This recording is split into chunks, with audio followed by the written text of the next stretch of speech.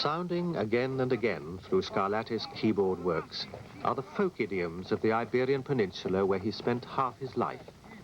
Perhaps they were remotely familiar already, echoing in his own Sicilian blood through the Saracen ancestry he shared with this country.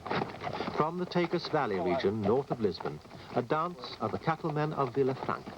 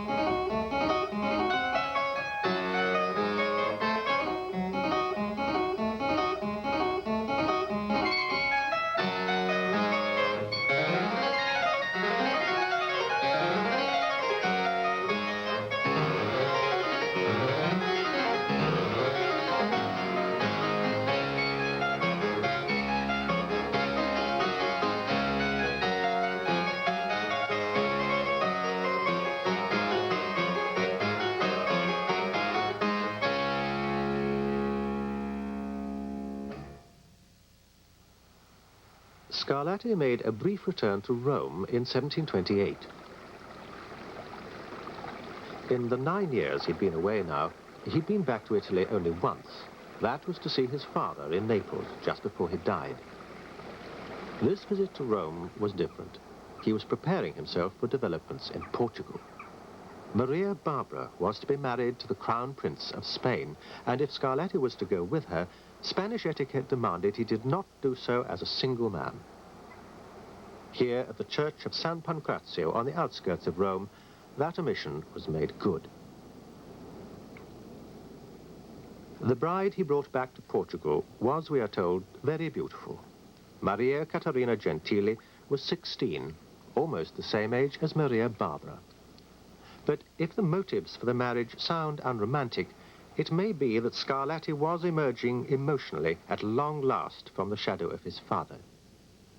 He lived stylishly, that much we can gather from an inventory of his effects, one of the few glimpses we're afforded of the private man.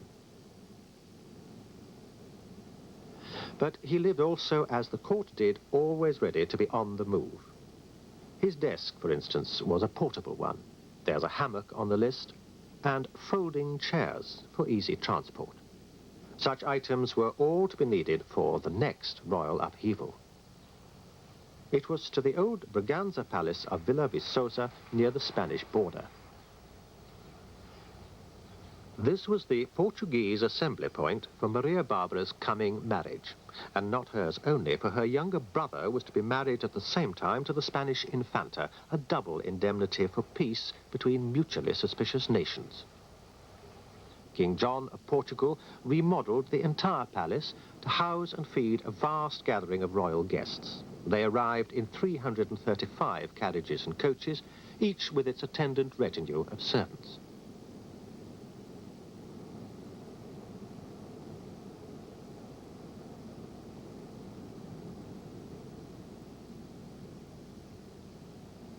The royal family had a coach specially designed with seats round a dining table for light refreshment on the journey.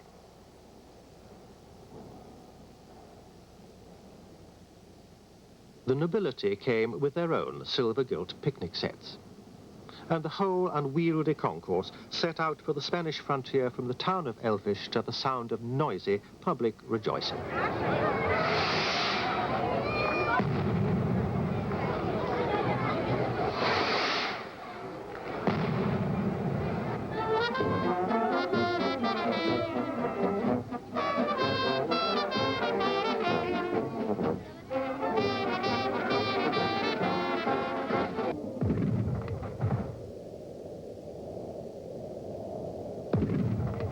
Both royal families walked out to a pavilion exactly in the middle of the bridge, so the two kings could meet without either actually setting foot on the other's territory.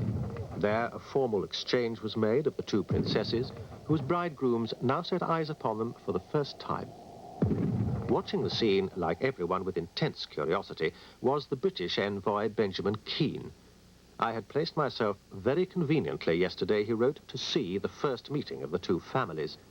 I could not but observe that the princess's figure, notwithstanding a profusion of gold and diamonds, really shocked the prince. Her large mouth, thick lips, high cheekbones and...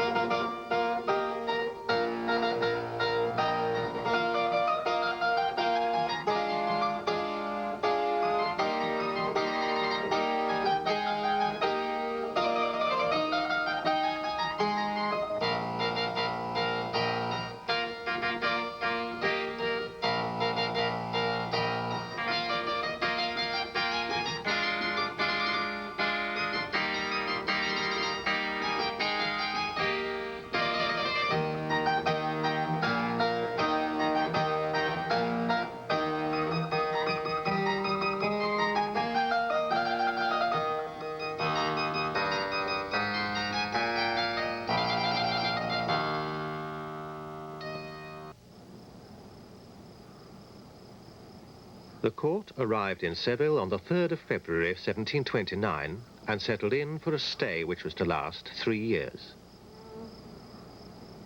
Spain has two ways of affecting foreigners. It can fascinate and it can be cruel. In the medieval palace of the Alcazar, Scarlatti was exposed to a wholly new sensibility, the inspiration of Moorish art, exotic, sensuous, yet as intricately ornamented as the Baroque idiom in which he had been trained. But for Maria Barbara, all this was merely prelude to the true horror of her situation.